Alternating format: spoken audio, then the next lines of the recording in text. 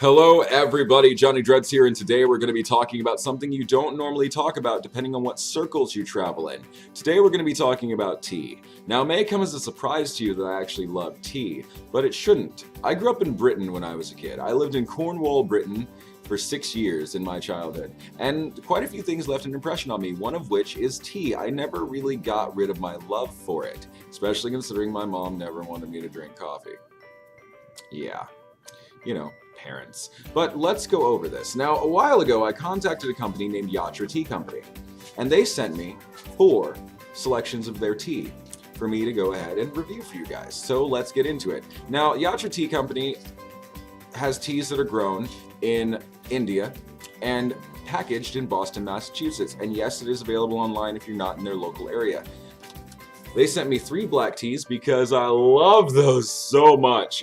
And they sent me 1 green tea. They did this so I could get a nice idea of the variation between premium teas. And I love them for it. I really do. And no, I'm not just saying that. I really do love them for it.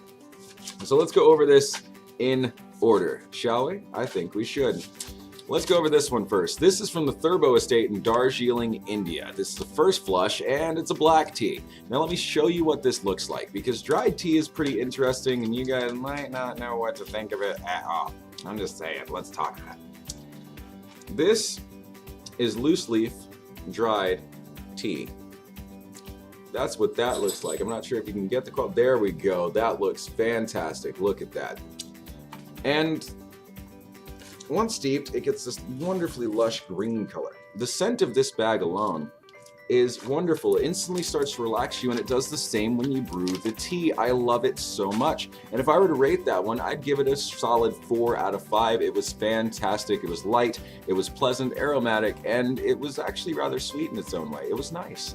Now let's go over the next one I tried, which was a whole different side of this, on a complete different spectrum. This, however, is one I especially enjoyed. This is from the Kangi estate in Assam, India. And it is a black tea from the post-second flush, which is an August harvest. And let me show you what this one looks like real quick. Look at that. That is also wonderful. You can tell it's a little bit darker, and it's actually a much deeper scent. It can be a little robust and rather bitter, but given my history as a smoker, this was like the perfect tea for me.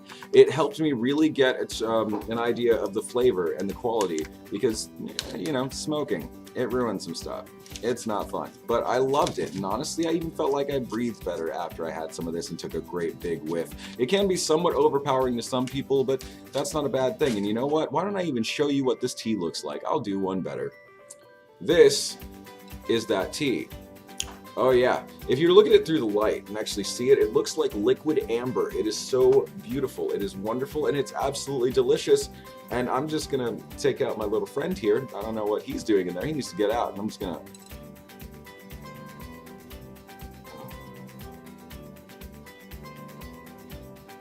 Oh, so good. Oh man. I love that tea. I really do.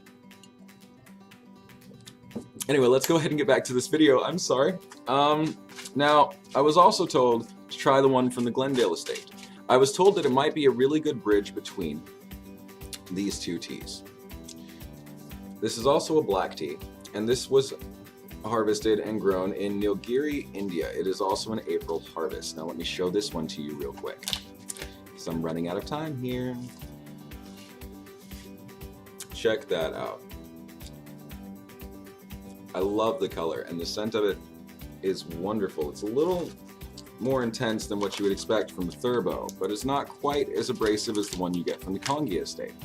And it was a good tea, however, it was not my cup of tea, but that doesn't mean it's not someone else's. I was told it would be a great bridge between the 2, but personally, it wasn't in my taste. It seemed like something was lost there to me, but it was still very good. And here is from Fatikshera estate. I hope I said that right, probably didn't. And that's from Tripura, India. It's an autumn flush, and that means that it came in the November harvest, which is great. And this was taken in 2017. This is a green tea. Now let me show this one to you real quick. And honestly, if you ask my wife, this is probably the best one out of the bunch. And I almost agree with her. This is that tea.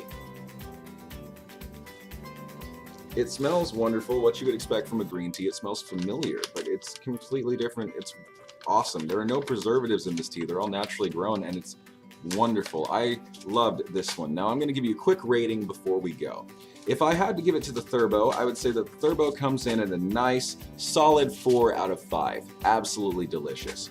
The Kongi Estate, which is my favorite, I'm going to give that 5 out of 5, but that's up to me. You can try it for yourself and tell me what you think, but it might not be in your taste. However, being a former smoker, it is perfect for me. And now let's go on to the Glendale. The Glendale, I'm going to give a 3.5 out of 5 just because it wasn't quite for me. I'm not sure if you would have a better experience with it. And now let's talk about this green tea, which I'm going to give a straight 4.5 out of 5. This was fantastic, and I would drink any number of these regularly except this one. Anyway, thank you for watching. If you enjoyed the video, like, comment, share, and subscribe for more, because I'll just keep making them. They're fun for me. Well, I gotta go because I'm just gonna finish my tea time now. Bye.